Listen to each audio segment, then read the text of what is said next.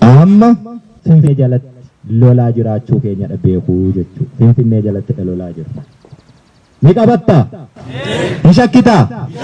Ni qabanna. Shakkiin tokko iyyuu jiru. Xiyyaara isaas argiteetta, taankii isaas argiteetta, diishqaa isaas argiteetta. Homaattuu hin ba'u. Kilaashiin jala siqanii lolanii jechuudha. Isa immoo beektaa muuxannoo isaatti qabdaa. Ati sanaaf cuuphamteetu baate. Yeroon kun immoo yeroo dhaloota kanaati. Dibata qabnaa, kakuu qabnaa, ni injifannaa jechuudha. Shakkiin qabnu sanarraa tokkoyyuu. Sanarraa shakkii tokkoyyuu hin qabnu jechuudha. Bifa kamiinuu yoo ta'e Oromoof nuti toluma duuna. Toluma duuna. Isa nu jibbuufis lubbuu laanne, isa nu jaalatuufis lubbuu laanne. Isa nu jaalatu immoo waliinidha lubbuu laanne. Waliinidha lubbuu laanne. Rakkoo sadarkaa kophee ofii nyaatanii qabsaa'uu irra hin jirru nuti. Galanni uummata Oromoo miileena sanaaf haa ta'u. Isa du'ee nu jiraachise.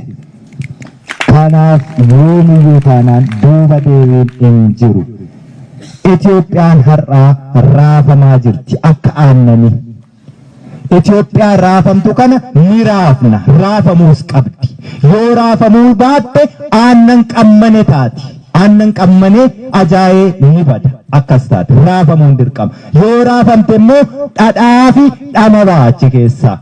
Kanaaf nuti raasnee dhadhaa sana baasuu qabna.